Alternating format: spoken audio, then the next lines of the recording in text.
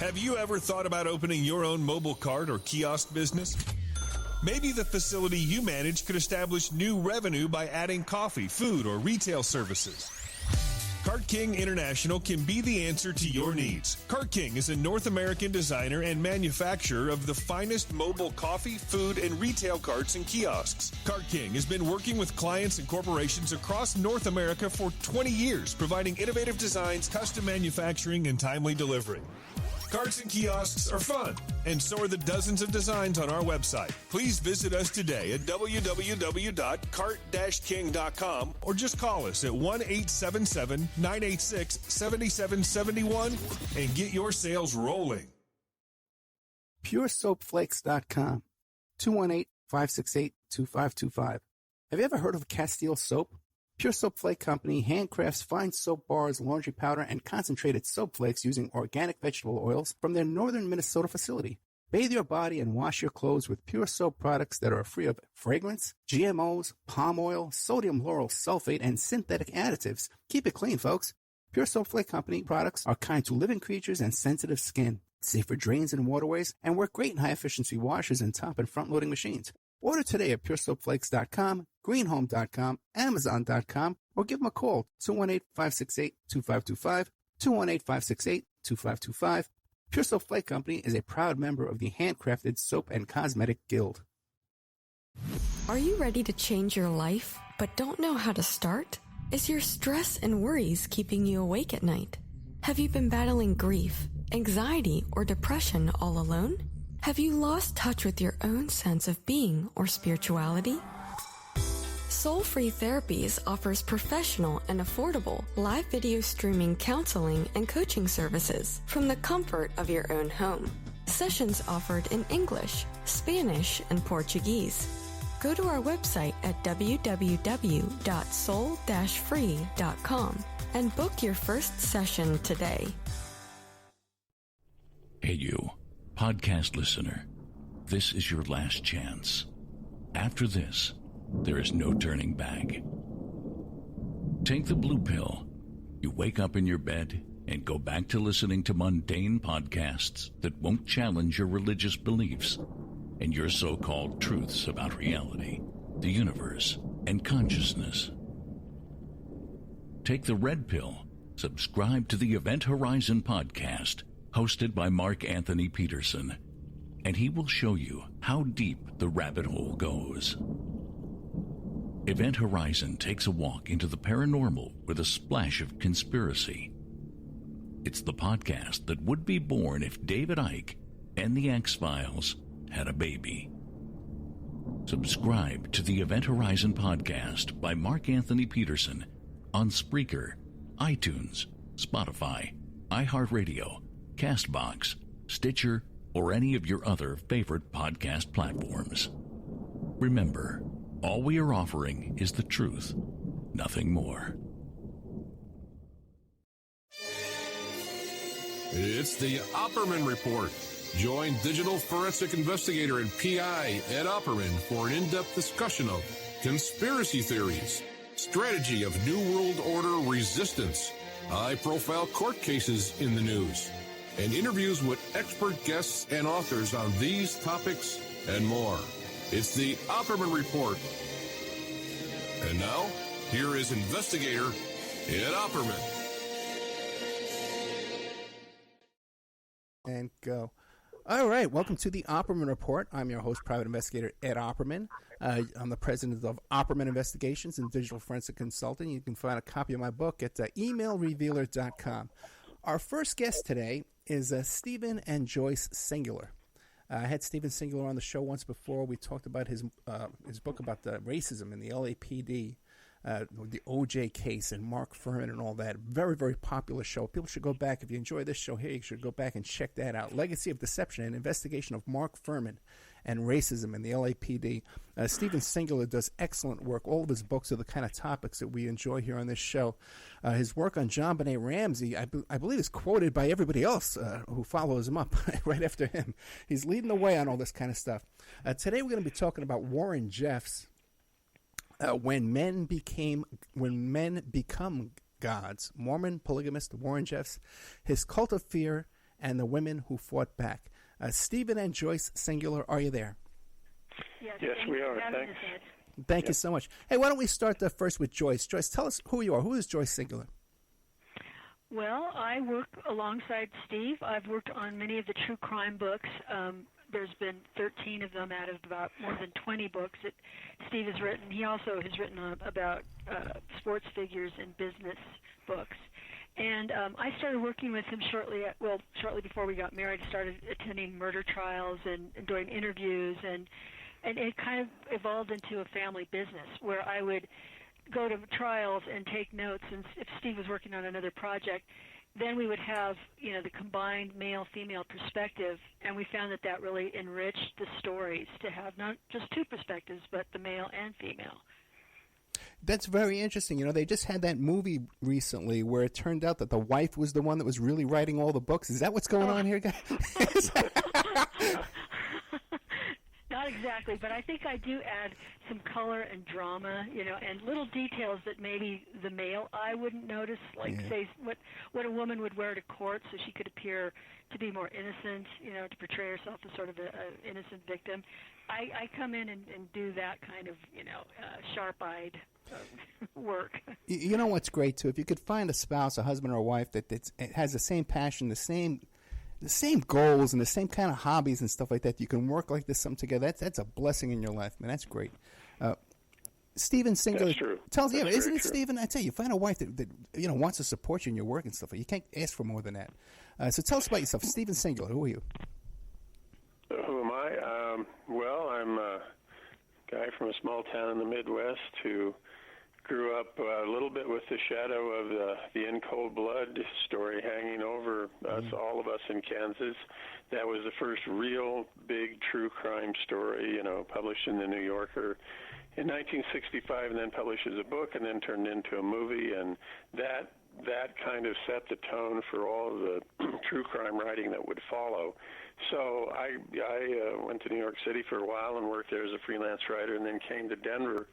And, strangely enough, I came to Denver in September of 1981, and the first person I heard on the radio basically was someone named Alan Berg. And Alan Berg was a very controversial talk show host here.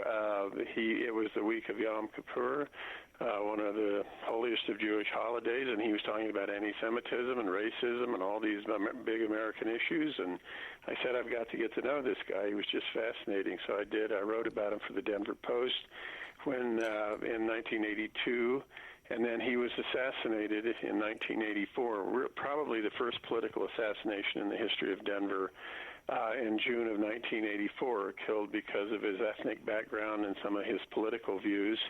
At the time, the authorities thought, well, one deranged, listener had just gotten tired of him and took him out. But actually, it was an organized group of racist white supremacists from the Northwest called the Order. And the investigation into their crimes led to the largest probe of domestic terrorism in American history. So what started out as a seemingly sort of small murder case, turned into this huge investigation. And then the book came out in 87. It's called Talk to Death. And then in 1989, Oliver Stone made a movie somewhat based on the book. Not entirely, but... So that was sort of, my introduction really to writing about true crime and becoming involved in it. And then I met Joyce in 1990. Actually, the night we met, she expressed an interest in the subject matter, in true crime and in the Berg situation. I gave her the book, and we sort of launched a partnership from there, and we've been going ever since. Yep. And that case kind of led to the Mark Fuhrman and the racism in the LAPD, right? Well, yeah, it did. It did because when I then researched the book on Berg, I met people all over the western United States who were investigating white supremacy and all that. There were enclaves of those people around Los Angeles in Southern California. And then 10 years later, 1994, about 7 weeks into the Simpson case, I got a call from someone I'd known at that time and gave me some very critical pieces of information about the case which made their way into the trial. If you want the verification on this, you can go read Christopher Darden's 1996 best-selling book called In Contempt. If you go to page 178, it will say Mr. Darden wrote, Mr. Darden was one of the lead prosecutors in the case against O.J., that he wondered how much Simpson had paid for a defense that actually came from a true crime writer. So make of that what you will, but all of those dots have sort of been connected over the years. That's right. I forgot all about that. You provided all that information to the defense, right? First the prosecution first, wasn't it? Then the defense. Well, I was told I couldn't go to the prosecution because they'd never pay any attention to it, and then that proved to be very true. So the defense did use it, and some of it was used in very much in the trial. Okay, I encourage everybody to go back to our first interview and check that out. We spent 2 hours on that. Great content. And also, too, if you check out, I know Pierce Redmond has interviewed me a few times about the John Benet Ramsey case, so people should check that out as well. But today we're talking about Warren Jeffs, which is a fascinating subject all in itself. Who was Warren Jeffs? Well, Warren Jeffs was the son of Rulon Jeffs, who was on what's called the Priesthood Council in what's called the FLDS. As most people know, the LDS Church, the Church of Latter Day Saints, is the mainstream Mormon religion coming out of Salt Lake City. It's a long, complicated story, but the people who did not want to give up polygamy for Utah to join the United States in the 1890s just felt that that would be a betrayal of their religion if they actually turned their back on polygamy, because the founder of Mormonism, Joseph Smith, that's what he practiced, that's what Brigham Young practiced, and they decided to just break off and go to southern Utah and start their own basic religion and community there. They're called the FLDS, which is Fundamentalist Latter Day Saints. So in the 1980s, Rulon was on what's called the Priesthood Council of that religion, one of 7 men. Then he became the prophet, who's the head of the whole thing, and Warren Jeffs was his favorite son. Rulon had, you never know what the accurate number is, maybe 30 wives, maybe 40 wives, and maybe 50 children. It's impossible to determine. So Warren was his favorite, and he made him a teacher at his academy outside of Salt Lake City before they all moved down to the border towns down there called Colorado City, Arizona, and Hilldale, Utah. And then Rulon started the process of failing and dying in the late 90s, and that's when Warren stepped in and did things that the sect had never seen before. I mean, he was extreme to a degree that no one saw coming. It's also, I think, good to interject here that where they settled in southern Utah, border of Arizona and Utah, is very remote. It's in the shadow of Zion National Park. It's about 100 miles northwest of the Grand Canyon, and it's very secluded.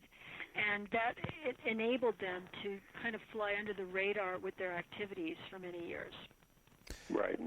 And they wanted to be on the border because it creates legal problems with jurisdictions. If you cross this line, you're in Arizona.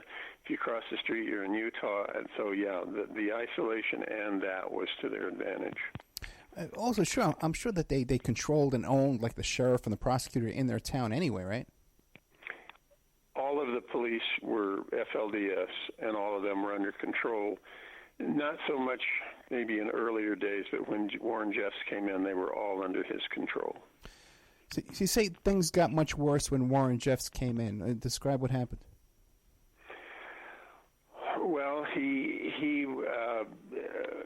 sort of used these tactics in this academy where he was teaching kids. Initially, he would sort of divide them against one another, make very strict demands on them, get them to sort of tell stories about their parents, and then he would use that information against the parents to punish them. So when he got down there, he started doing the same thing with adults, except it was more outlandish. He would take somebody who had been in the church for a long time and had given them a lot of money and been in favor and say, you're a real sinner. You need to go away and to another town somewhere, write down all of your sins, make a list, and then give it to me. When that person would go away, he would literally take their wives and their children and give them to somebody else. He would just break up families and tear them apart and then not let the father come back in after that. And he was always telling the girls to keep sweet. That was one of their phrases, keep sweet and obedient, so that they would always, do what he would say and not question anything, not question the marriages that he would arrange for them, even if they were young girls marrying much more older men. Yeah, so there were lots of reports of, underage marriage, forced marriage, crossing state lines for sexual activity, which is their illicit sexual activity, which is a violation of the Mann Act, incest, et cetera, et cetera. All this was sort of building. There was a famous raid on the community in 1953. The governor of Arizona, Howard Pyle, had looked at this situation and said, they're breaking the laws of the United States, essentially, and we have to go in and break all this up. And they did that, but it backfired. The press was there, and they took all these pictures of families being torn apart and fathers being put in jail, and basically it didn't work. The fathers came back, and the message that was sent from that was, politicians and law enforcement, leave this alone. It's just too much trouble to deal with. So for the next 50 years, until basically 2004, no one in law enforcement really tried to do anything there. But stories of what Jeffs was doing, another example is, he would ban all these things. He banned television, the internet, listening to music, playing outside. One time a dog bit one of the children there. He rounded up all the dogs in town and killed them. They were all shot to death right outside of town. And people there had never, like a lot of situations of this nature, they think somebody will rein him in, or he'll stop, or he'll become reasonable at some point. But psychopaths don't do that. And the more he did, the more he just kept doing. When his father died in 2002, he started taking all of his wives unto him. We don't know how many wives Jeffs had. It could have been 70, it could have been 80. But, he was just far more dangerous than the community realized. Now, with this one man running amok like this, there was no one in the church, the elders of the church, who would say, hey, this is crazy. We have to get together and put a stop to this. We have to overthrow him. Well, let's put it this way. In order to get another wife, let's say you have 19 wives, but you really want 20, right? You have to get the approval of the prophet. The prophet is the only one. That was one of his core teachings. The prophet assigns all marriages, and the prophet is never wrong. So let's say you're pining for wife number 20, but you can't have her. You have to do whatever it takes to please the prophet. And that's what most of the people there did. And if they didn't do it, then he banished them from the community, so they were just sent away. Also, and a core problem with polygamy, obviously, is that if one person marries 30 women, there aren't enough women to go around. Right. So he also started banishing all teenage boys, not all, but many teenage boys and young men, and they were sent off to places like Las Vegas and Salt Lake City. They had no, training, very little education, very little experience with the modern world, and then the stories roll out from there about drug abuse, crime, murder, etc. So it was just this complete assault on what the community had been. Now, when did all this come to your attention, you and Joyce, and you decided, hey, let's go down and investigate this? Well, Steve, what year was it that you were on Anderson Cooper? I was on CNN's Cooper show on April 2006. And I was watching Steve that day. I was back here in Denver where we live, and Steve was talking about a book that we had worked on about the BTK serial killer in Kansas. So after the show was over, they had a promo for a show about Warren Jeffs, and he had just risen to power. In fact, I think he was just now on the FBI's 10 Most Wanted list. And so I was also watching at that time Big Love on HBO. They were depicting, these plural marriages outside of Salt Lake City, but not like the FLDS exactly. A little bit more sanitized version. Right. But they were depicting in a certain way the characters of Rulon Jeffs and Warren Jeffs. So I started becoming more interested in it because I thought it would be a really interesting story, especially to women, how they kept women down, and in this day and age, how women were being, kept in that situation in the United States of America. And they also dressed like they were in the 19th century. Yeah, and they had prairie types of long pastel-colored dresses down to their ankles, and their hair done up in these very old-fashioned long hair down to the waist, but done in braids and buns. But it was kind of strange because then they would be on a buckboard, and they'd have the most high-tech cell phones as they're driving around town. So when Steve came back from New York after that interview, I said, we really should look into this story. And with a little bit of persuasion, we packed our 12-year-old son in the car and drove down. It's about 12 hours to drive to that part of Utah.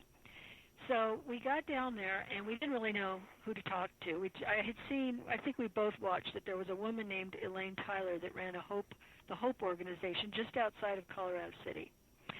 And she was really the only name that we had. This was an organization that would help women who wanted to escape that community get started in the outside world. And so we drove to her place. She was fielding calls from all over the world. Media organizations were fascinated with the story by now. She told us to go into Colorado City, but when we drove in there, she said to be very wary because she said just, mind your P's and Q's, stop at every stop sign, don't do anything that will attract the law because they're all Warren Jeffs henchmen, basically. So we drove into town, and we went to the office of Gary Engels first.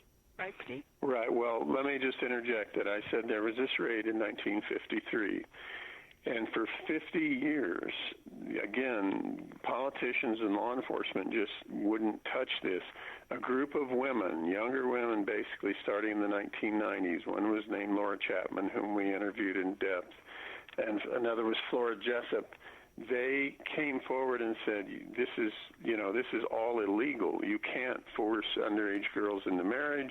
You can't, have all of these polygamous practices going on, and you have to start enforcing the law here the way it's enforced elsewhere.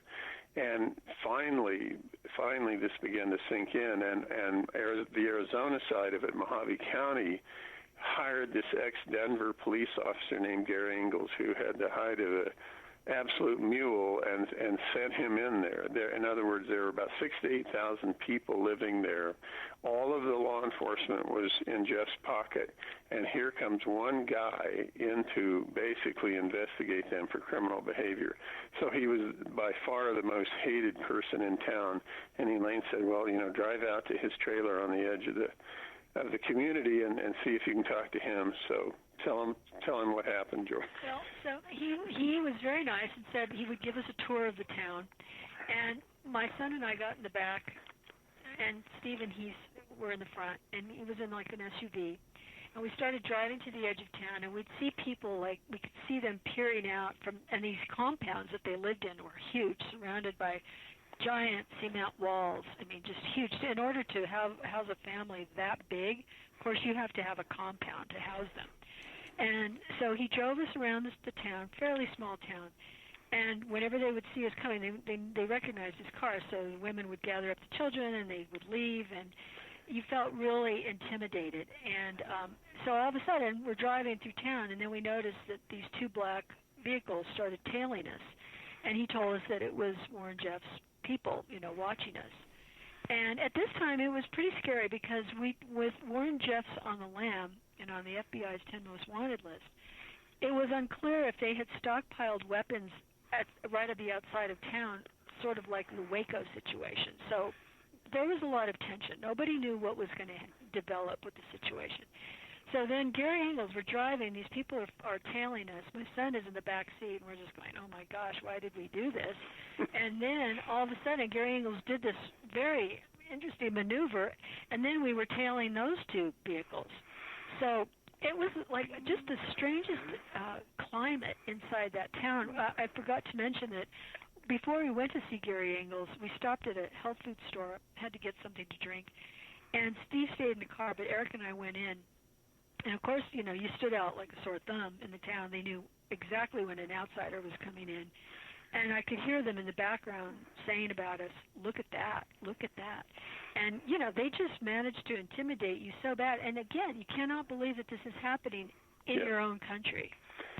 Right. And so Gary Engels started to try to do his investigation, but it was very difficult to, who's going to give up information in this situation.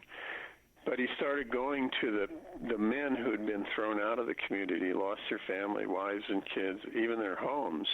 And, of course, they were very angry about it, and some of them wanted to talk. In that religion, you're not supposed to drink. But Gary liked to drink wine, and he found a couple of guys who also liked to drink wine. He was sort of a connoisseur, so they started to drink, into the night, in vino veritas. The more they drank, the more information came out. Right. And eventually it led them to this one girl named Alyssa Wall, who at age 14 had been forced into marrying her cousin, whom she despised. She had, it wasn't just that she wasn't attracted to him, she just flat out didn't like him. Didn't she beg them not to? She begged not to marry him. Rulon first, and Rulon was in the dying stages, and he said, just follow your heart. So she went to Warren, and Warren said, essentially, I'm the prophet. You have to marry this guy and do what I say. So she did.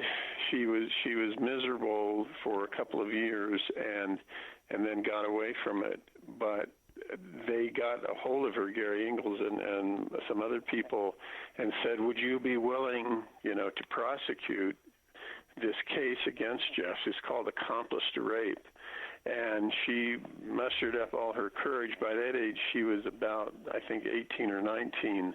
And she said, yes, I'll do it. I'll go into court. I'll testify and see, what we can do. So this was the first time in the history of the sect that a young woman had come forward like that and was willing to press charges and go through everything that was attached to that, because her family was still in the sect. Her mother was. They begged her not to do this. It's highly dramatic. But she did. In 2007, in 2006, on August 28th, Jess and his brother and one of his wives was leaving Las Vegas at dusk in a red Escalade, and part of the license plate was blocked, and they were going out on I-15 north, and a trooper saw the partially blocked license plate, and he thought, well, I better stop them and talk about that. And he did. He recognized Jess. They arrested him, and now he was in custody starting in August 2006 for the first time ever. He started to deteriorate really badly in jail, but he still went to trial in the fall of 2007. And Alyssa's testimony against him was one of the most powerful things I've ever seen. And I've been in a lot of courtrooms, and they got a conviction. So that's sort of the first part of the story of Jess. When he was on the run, he knew that law enforcement was closing in on him, and they were closing in on his town, and they were trying to make a lot of other changes to how things were done there. So he sent people out to buy about 1,700 acres of land in West Texas that was equally isolated. And he decided to, move a bunch of people out there because it was just getting too hot down on the border. And they built like a big, huge white limestone temple that was meant to rival the one in Salt Lake City, and these massive houses and a school, and they installed irrigation systems and planted vegetables, and they had a lot of money. And one of the things we haven't talked about is that they had this phrase called bleeding the beast, which meant, getting as much money out of the American government as they could. They did it by, if you had 20 wives, your first wife was eligible for, go ahead and explain it. It's a little bit complicated. Well, they were eligible for collecting welfare. Yeah, the other couldn't, food stamps, welfare. So you would see them. they would be lined up at the edge of town in that by that same office where Gary Engels worked out of. And it was basically little more than a trailer, large trailer. Yeah. And they would be waiting in line for food stamps. And they had other ways to enact this, what they called bleeding the beast. Their money came largely from construction. They were extremely good at building, and so they would just take all the young boys out of school, put them on construction sites, not pay them, and that allowed them to underbid everybody else and get all these jobs, including government jobs. They were eventually prosecuted for that, but they were running a number of financial scams. Yeah, I believe they would purchase equipment and then declare bankruptcy and just keep churning. Yeah. That was another thing. They were very clever. But they were able to get that. They were good businessmen. Yeah. I mean, that one of the individuals that Gary Engels worked with to get information, named Richard Holm, he told me that over the years he'd given $10 million to the FLDS, and then he ended up, getting tossed out. Well, because one of them got the contract for those O-rings on the shuttle, right? I believe that's correct. Yeah, I think that's accurate. They had several businesses in and around Las Vegas. Let's take a commercial. And Jess had come through Las Vegas on that night. That's where he would always pick up money there. So it was one of his stops.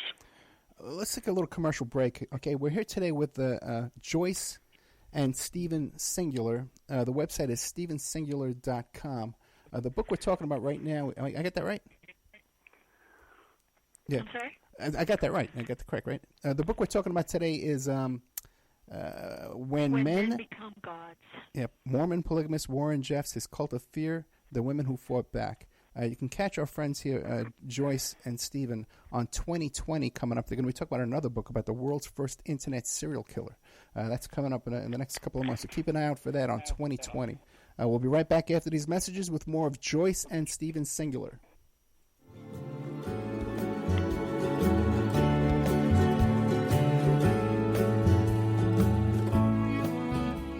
And now a word from our sponsors. PureSoapFlakes.com, 218-568-2525. Have you ever heard of Castile Soap?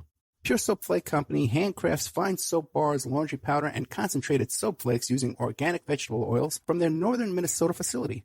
Bathe your body and wash your clothes with Pure Soap products that are free of fragrance, GMOs, palm oil, sodium lauryl sulfate, and synthetic additives. Keep it clean, folks.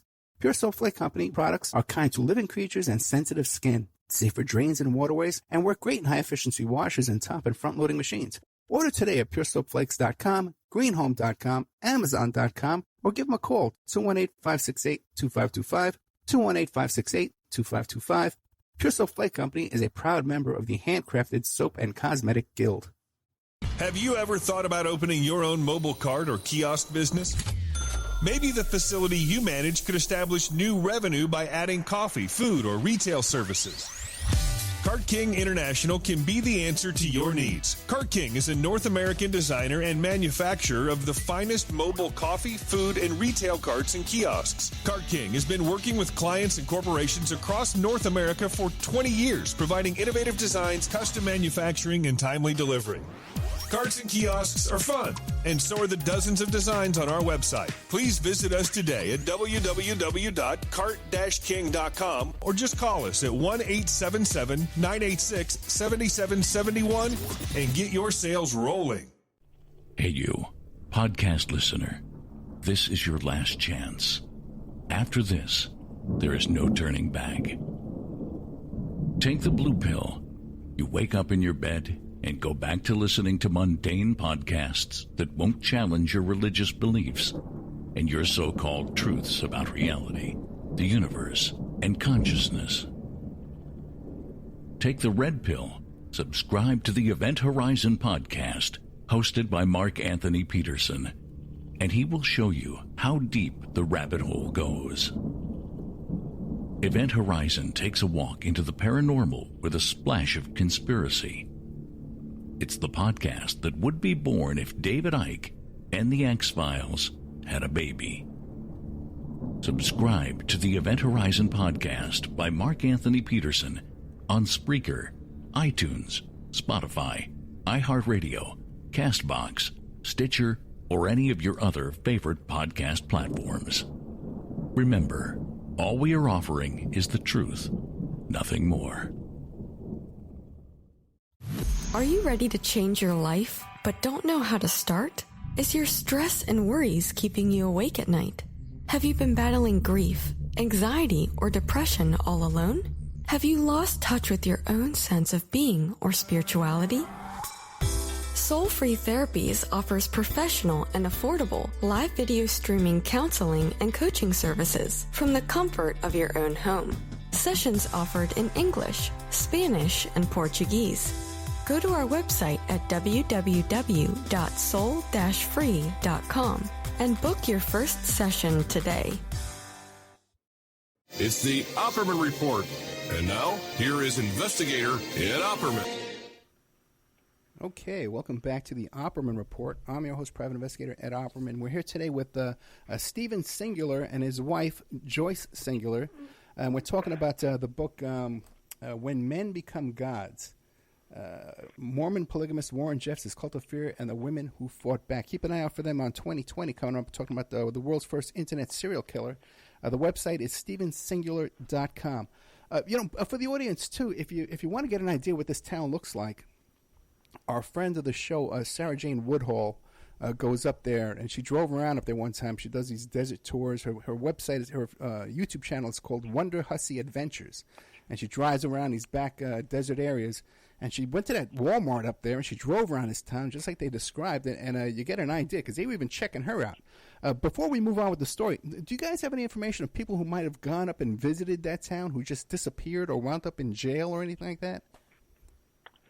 Well, the one story that we had heard was that the then Senate Majority Leader, Harry Reid, his son was driving back from the Grand Canyon.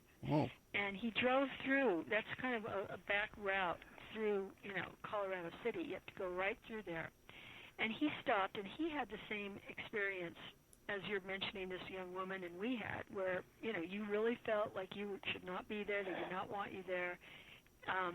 And he mentioned it to his father. So now we have, Harry Reid was like a converted Mormon. Right. But now he's in the government, and he's heard about it, and he's watching all this on television, and he's really becomes absorbed with the story when that raid happened down in El Dorado, Texas. Right. So the book was scheduled to come out, When Men Become Gods, about May 1st of 2008. The trial ended the previous fall. Jeffs was in prison in Utah, and on April 4th of 2008, the ranch, it was called Yearning for Zion Ranch, which was the compound now down in Texas, as Joyce said, with the huge white temple, huge houses, school, etc. They were basically relocating. And law enforcement got a call that there were a lot of underage pregnant girls there and sex abuse and things like that. So they planned basically a raid. The call turned out to be a hoax, actually. Some woman in Colorado had made the call, but it prompted law enforcement to go out there to get onto the ranch and to actually obtain documents and other materials from the ranch, and particularly from the temple. And there were photos. Like Richard Nixon, Warren Jeffs had kept a great record of his activities, including photos of him kissing 11-year-old girls and apparently marrying an 11-year-old girl. And they had like a secret room behind the main altar in Right. that in that temple, where there was like the sacred bed. Right. So there was a great record of criminal activity. His conviction in Utah from 2007 was actually overturned because of some bad jury instructions, but he was still in custody. And when all this went on in Texas, then they basically just shifted him down there to be tried in the Texas court system, which he was in 2000. Well, what I should say is that when the authorities went onto the ranch and started looking into these allegations of pregnant girls, etc., They took, some people will recall this, in 2008, they took 438 kids off of the ranch. They brought in all these buses, and it basically set off the largest child custody case in American history. The kids were scattered all over Texas, and the legal proceedings were crazy because most of them had their own lawyer. So you had like 400 lawyers getting together in San Angelo, Texas to try to figure all this out. Basically, what happened was just what happened in the 1953 raid. They determined that the caller was a fraud, and all but one of the girls or the children are returned to their families. So, but it was an incredible story, and the next phase of it was Jeff's going to trial in Texas. Let me ask you a question then. If Jeff's is going to trial, but what if you're talking about all these 12, 13-year-old girls are turning up pregnant, there's teachers that see this, there's nurses, there's doctors that are delivering these babies, the local police department is seeing this, these are all mandatory reporters. How many of them are in jail right now? Well, when Gary Ingalls did his investigation, that's a really good question. It's unbelievable. They were able to determine they had 8 criminal prosecutions. Now, that's not a lot, but it's better than nothing. But what they found many times is that they would get a young woman and they would interview her, and she would give up all this kind of information that you're talking about. And they'd say, okay, we're going to court on Tuesday morning at 9 o'clock, and she wouldn't show up, or she wouldn't testify. Many times, because if they testified, their family would turn them out of the community. And this is the only family they knew. And it was very hard for them to start life outside of the community. They had no skills. You know, they'd been indoctrinated since they were babies. So when you live in that kind of environment, you don't know what else there is in life, right? You're brought up in that kind of community. It was very frightening for many of these young women to, break free of it. But one thing I found that was interesting is that in any group that's being controlled and held down like this, it seems like there's always the few rebels or renegades that push back. And that's exactly what happened here. People like Flora Jessups and Alyssa and Laura Chapman, they pushed back, and they ultimately brought him down. Yeah, at great risk, they did push back. So the raid occurs on April 4th, and the book got published a little bit earlier than planned, just because all that was on television every night. And then, Joyce, tell them what happened next with the book, because it ties into what we were talking about earlier. St. Martin's Press in New York was the publisher of the book, and when I think Steve was on CNN, Larry King, because everybody was down covering that raid. Oprah, you name it, every station, people from all over the world were watching this. And so I thought, maybe it would be a good idea to send a copy of the book for the publisher to send it to Harry Reid's office. And so when Steve was down there covering that El Dorado raid, I got an email, and it just said, please call this number. But I think it was like a 213... 201. 201, was that, the Washington, D.C. area code, and it didn't say anything else. So I called it up, and they said, this is Senator Reid's office, and I was surprised, and I told them who it was, and they said, hold on, Senator Reid would like to speak with you. So I was very surprised now, and then he came on, and I said, well, what did you think of the book? And he said, I think it read like a novel. I'm really interested in speaking to your husband, and I gave him his cell phone number where he was down in Texas.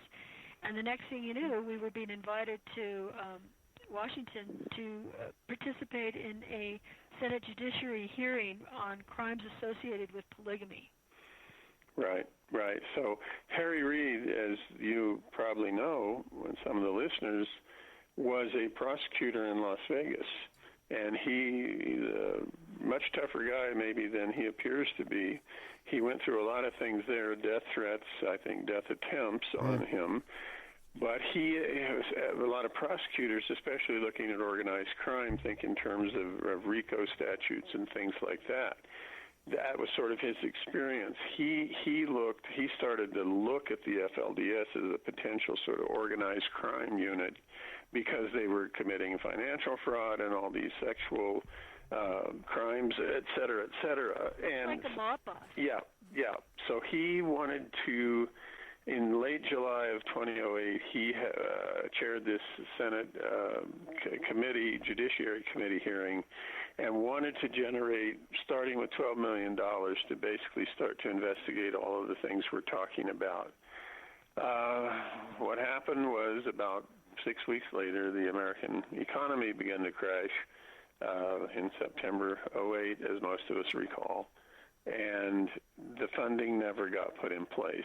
The federal government has gone on and investigated a number of things about the FLDS, and changes have been made in the schooling system down there, and who owns property, and I don't think the sexual crimes are nearly as pervasive as they once were. Well, so progress has been made. Yeah, partly because so much attention was paid on their community that they could not operate in secrecy anymore. Yeah.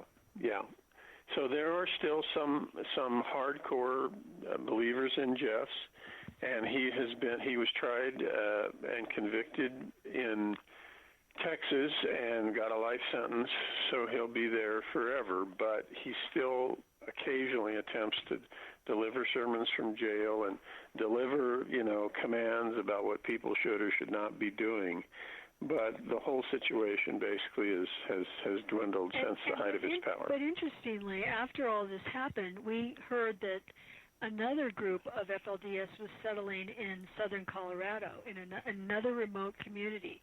So we drove down there to see what was happening. There were people there that were worried about it because part of their MO was to infiltrate the local government so that they could start controlling the policies to their advantage.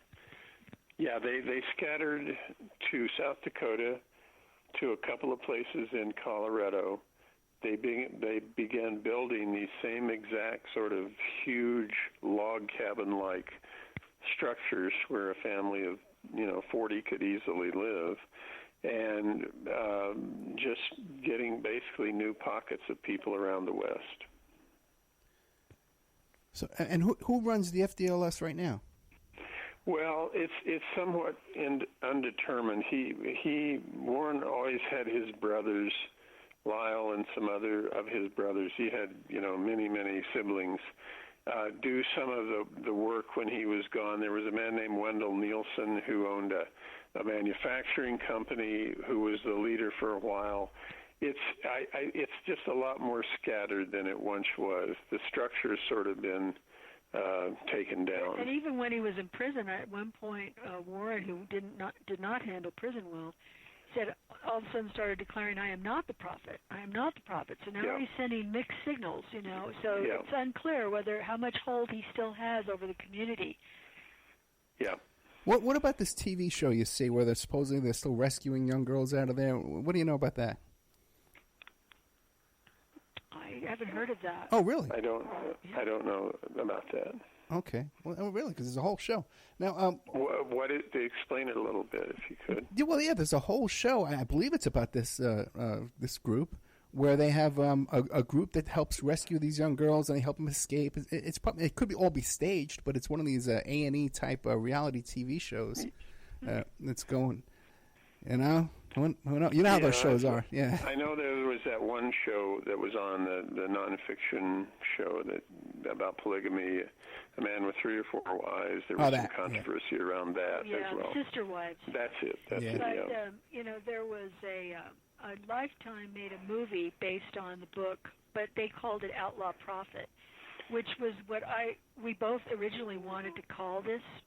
Instead of When Men Become Gods, we wanted it to be called Outlaw Prophet because, that's what he was. He was a prophet, but it was like an outlaw in the Old West, right. Wanted. Yeah, and he was on the run for about 2 years. I mean, he managed to escape law enforcement. He's a very hard person to disguise. I mean, he's about 6'4", rail thin, weighed about 150 pounds, but he would travel around the West. He did this in Colorado and other places.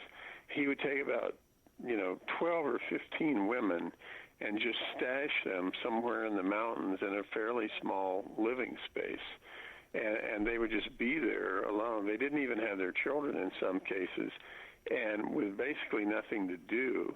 And then he would come around every now and then in one of his new cars, and he would deliver a sermon, replenish his supplies, and have sex, and go on down the road. And if you ever have heard, I don't know if you've ever called up a recording of Warren Jeffs speaking one of his sermons. I've heard it, yeah. But he had one of the strangest, very low, droning, almost hypnotic-sounding voice. Yeah. It reminded me sort of like of Jim Jones and the People's Temple, that kind of hypnotic-sounding voice to kind of lull, the listener. Yeah, a lot of these people instinctively they use hypnotism, even if they haven't studied it. They learn it on their own. Now, you mentioned earlier that there was no TV in the town. What about now? Do they have television now? Do they have internet now? Yeah. All of those things have come back. Once he was basically deposed, he could no longer control, most of the population. No one there ever owned property. It was all held in a trust. And one of the things that the state of Utah did was to go in and say, if you'll work with us within the law, you'll get a house, you'll get, property of your own, because the church controlled everything. And that was a pretty appealing thing to a lot of people. It was a very smart strategy to get them to break away from Jeffs and the FLDS. Certain memories come back of writing this, but one of them was that, they often didn't pay taxes. They would just ignore the fact that they had to pay taxes. So when they offered these houses and things like that, they said, well, of course you have to pay your taxes. So there were images of these people running to the government office with wheelbarrows full of cash, because they didn't use checking accounts or any of the modern conveniences, and they were running up and down the street with $20,000 in cash in wheelbarrows. So it was just one of the colorful aspects of the story. I know where I'm going to be April 15th. I'm in the town I'm driving through. Okay. Let me ask you that. Let me ask you this now. You said the schools. You said there's been some kind of change to the schools to create a better environment? Yes. What happened was that when Jeffs took over, Warren, he closed all the schools. He was afraid that the kids would be, contaminated by certain kinds of information. Influence. Also told them that, things like the moon landing never happened. Really indoctrinated them. So there was an academy there, and it had 436 kids, and after he did this, it had 15. So he made all the mothers homeschool their kids. I mean, well, they didn't know anything about science or math or history or anything else, because they had been raised the same way. Right. So all these kids, just didn't have much education. To me, there's a very powerful anecdote in the book where this young man goes into Elaine Tyler's Hope Organization office, and he wants some help from her, but she confronts him about being a sexual abuser, and he breaks down in front of her and just starts sobbing and saying, I can't read. I never learned to read. And it's just, to me, it just brought the whole story alive, that these kids, these lost boys, trying to get on in the world after being raised this way and after being abused by Jeffs. Many of them had a very hard time, like we said earlier, assimilating into society. There were suicides, drug problems, some went into prostitution. It was really a mess what happened to a lot of these young people that tried to leave. Lost their whole families, just disassociated with families that would never speak to them again. Now, you said at the time under Jeffs there were no banks in the town either. They were working with cash. Are there banks there now? Yeah, there is one bank, although he did close it down in 1999. They moved from Salt Lake City, the Jeffs clan, down to the twin border towns in the late 90s, because they believed that on June 12th, 1999, the world was going to come to an end. And so they all went to a park, and they were going to ascend. All the rest of us would be dead, but, they were going to ascend into heaven. And they took, like, a lot of sandwiches and water bottles and stuff like that for the trip. But, it didn't happen. So he'd closed the banks prior to that, saying, your money won't be worth anything after June 12th anyway. Oh my God! Guys, we are out of time. Okay, I gotta. This is a fascinating story. But you guys keep an eye on what's going on down there, right? We do, and we do with Jeff's too. Again, he's been trying to claim mental incompetency, so they can't sue, the FLDS now for a lot more money. This is another attack on them from people who escaped. And we're currently writing a book about an anthology on cults, right? And so we're going to be including the Jeff story in that anthology. So we do have to keep up with what's going on there now. How does this go on in 2019? How does this go on? It's just unbelievable. What do you want to leave us with, guys? We've got like 1 minute. Progress has been made. Yeah. Again, there are several heroes in this story. As Joyce said, the women who broke away, the rebels, were heroic. Elaine Tyler, Gary Ingalls, the private investigator named Sam Brower. They all came together to work with law enforcement to basically crack the FLDS apart. And there's still problems, but it's not like it was when we went down there 13 years ago.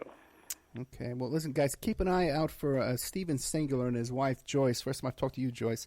On 2020, you're going to catch them on there at the world's first internet serial killer. All of their books are the kind of topics that my listeners enjoy here, so you really got to check it out. And go back and look at my previous interview with Stephen Singular, where we talk about O.J. Simpson and Mark Furman, and also to the work on John Benet Ramsey. I think is unsurpassed by anybody. I think everybody agrees with that. StephenSingular.com. Guys, thank you so much. Thank you. Thank you, Ed. Good night. All right, there we had Stephen and Joyce Singular. Great content. These guys are doing great work out there. I really appreciate it.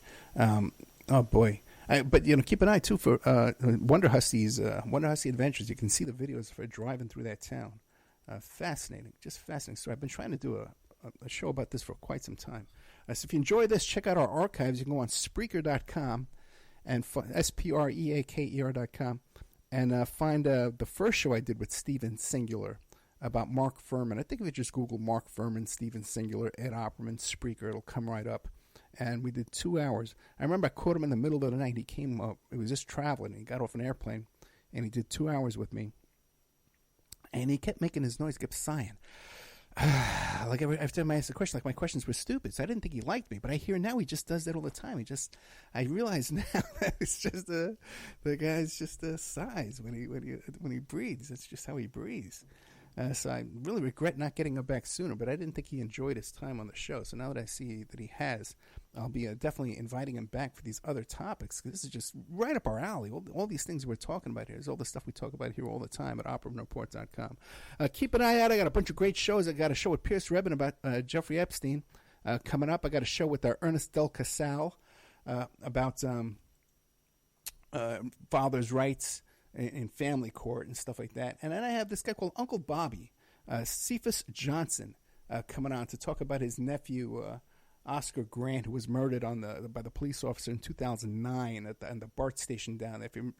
It was caught on video, and horrific death. The young man died way too soon, and his father fights for social justice now. So thank you so much.